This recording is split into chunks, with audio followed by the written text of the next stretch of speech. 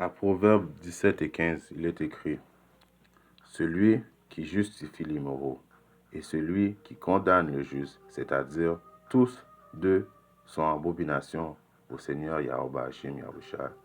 Tout d'abord, j'aimerais rendre gloire hommage à Yahweh Bahashem Yahushua Bahashem Rorka Kodash. Shalom aux élus et double honneur et respect aux apôtres et aux aînés de Great Millstone et salutations aux croyants et aux croyantes. Ici, frère Amos, je suis back avec une autre leçon inspirée de Yahweh Hashem Yahushua. Alors celui qui justifie les immoraux, les Israélites qui justifient les immoraux, parce qu'on peut encore voir, et puis je suis tellement comme saisi de voir que les soi-disant dits latinos, les soi-disant dits négros et les soi-disant dits amérindiens sur les réseaux sociaux sont encore dans leur bouche la parole que, a.k.a. l'homme rouge, l'homme blanc, Issa n'est pas le diable. Après tout ce qu'ils entendent prophétiser par les prophètes, et tous la parole de la vérité, la vérité vient à leurs oreilles, il y en a encore des soi-disant dits symboles, esclaves de maison qui veulent justifier encore l'homme immoraux.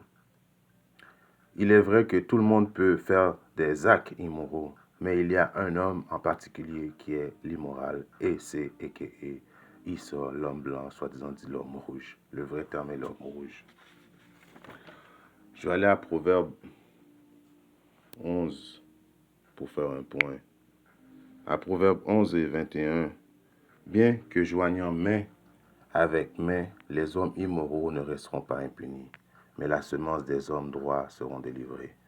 Même si vous, les soi-disant dit, comme j'aime les appeler, les esclaves de maison, car ce phénomène d'esclave de maison-là existe depuis même dans le temps d'esclavage. Le soi-disant dit Jake qui veut justement se faire valoir devant son maître qui est l'homme blanc, est prêt à sacrifier son frère, son propre sang pour justement avoir l'approbation de l'homme blanc. C'est des esclaves de maison, des symboles. Et même s'ils essayent de marcher main dans la main avec le soi-disant dit homme blanc en essayant de sauver le diable, le jour du jugement est proche et vous allez mourir avec Issa. Exemple, on peut voir présentement même les joueurs, les vendus, parce que ce soit des athlètes, oui, le Seigneur leur a donné des capacités extraordinaires parce qu'ils sont des Israélites, mais en bout de ligne, ce sont des vendus, comme ces autres qui présentement essaient de supporter l'Ukraine. Qu'est-ce que l'Ukraine a à voir avec nous, les soi-disant Israélites? Rien. Mais vu qu'ils ont vendu leur âme à l'homme blanc, ils mettent des petits drapeaux de l'Ukraine. En supportant l'Ukraine. Il y a même des soi-disant dit personnes noires, soi-disant dit israélites qui veulent même aller en Ukraine pour faire la guerre pour essayer de sauver l'homme blanc. Demandez-leur quand c'est arrivé les phénomènes en Haïti ou quoi que ce soit dans le monde. Est-ce qu'ils étaient là en train de supporter la cause d'Haïti? Non, il n'y avait rien de tout ça. Mais en voulant sauver Issa, encore une fois, ils vont mourir avec Issa. Juste pour donner leur jugement, on va aller à Luc 6 et 24. Malheur à vous qui êtes riches, car vous avez reçu votre consolation. Alors, parce que vous êtes riche, vous avez voulu être l'esclave de Issa, il vous a donné de l'argent pour vos talents collectifs, alors vous allez mourir avec Issa. Si on continue maintenant à Proverbe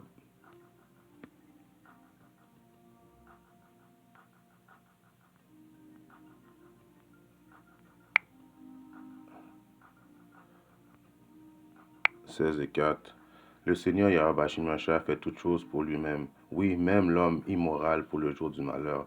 Alors, Issa a été créé pour justement être détruit. Issa n'a pas été créé pour avoir de la bonté en lui.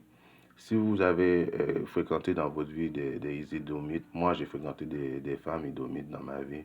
Et puis, si vous êtes avec eux, et et puis il arrive une chicane. Le mot nègre vient vite.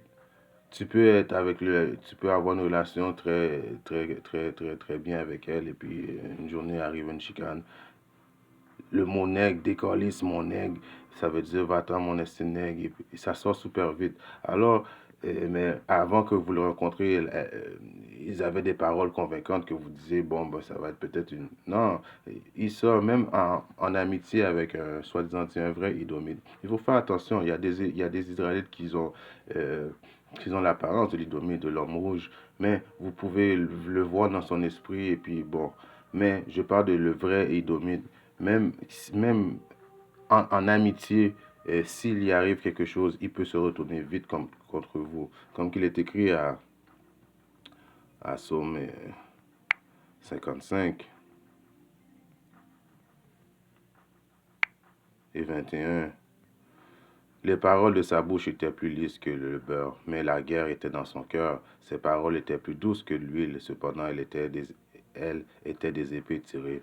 Ça, on va prendre ça, cet exemple-là, pour nos frères, les Amérindiens, Gad, qui, quand ils ont vu l'homme blanc arriver, Christophe Colomb ses compagnons diaboliques, qui étaient l'armée du diable, arriver sur la terre de guerre des Amérindiens, ils se sont fait avoir par les paroles de sa bouche qui étaient plus lisses que le beurre. Mais la guerre était dans leur cœur. Ça revient même à l'exemple que je vous ai donné auparavant.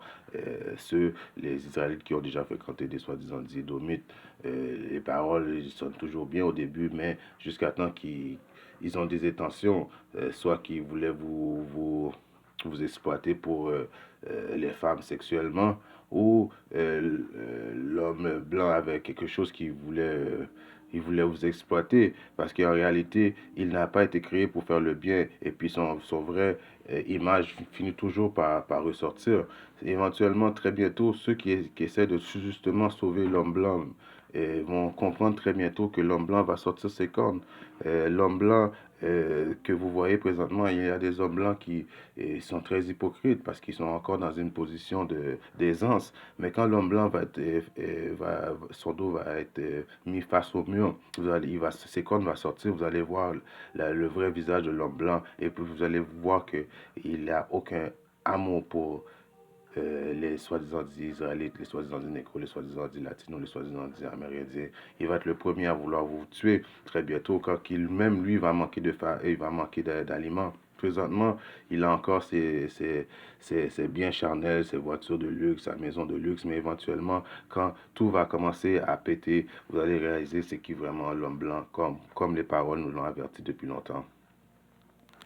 Si on regarde maintenant à Jérémie, pour faire un autre point,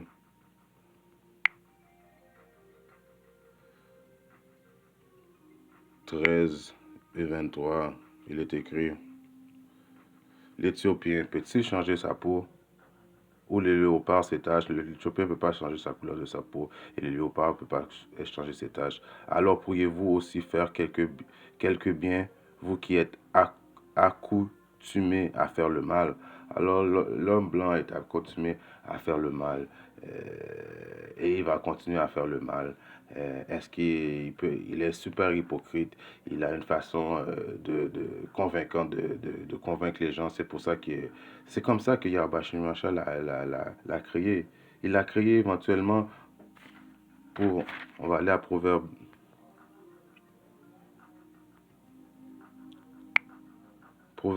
16.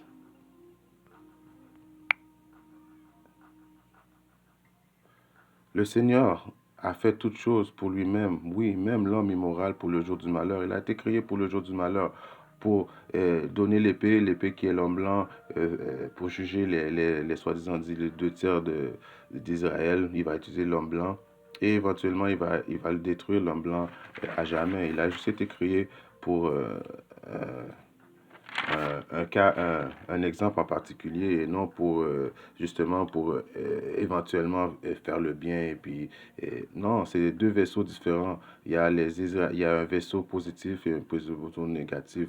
Nous sommes les représentations de Yahweh Shemashah du côté droit, et ils sont les représentations du côté de Yahweh Shemashah du côté gauche, qui est du côté du diable, le côté mal, le mauvais. Si on va voir maintenant Siracide 10, de 12 et 10. Ne te fie jamais à ton ennemi, car sa malice est comme la reine qui couvre la rouille. Ah, you see? Alors même qu'il se montre humble et marche courbé, veille sur toi, mais sur toi-même, et garde-toi de lui, et tu seras, oh, c'est là et tu seras pour lui comme celui qui polit un miroir, et tu connaîtras qu'il n'a pas de rouge jusqu'à la fin. Alors, vous voyez, Bachim Macha nous a bien avertis et puis nous a donné le réconfortateur dans la Bible pour nous avertir que l'homme blanc et qu'il sort, l'homme rouge, il n'y a rien de bon à lui. Il est l'homme numéro et il n'y a rien qui va changer. En espérant que ces deux, trois paroles d'édification à édifier mes frères ou sœurs qui sont dans le monde. Si Dieu veut, je reviendrai avec une autre leçon. Shalom, Kwam Yasharon.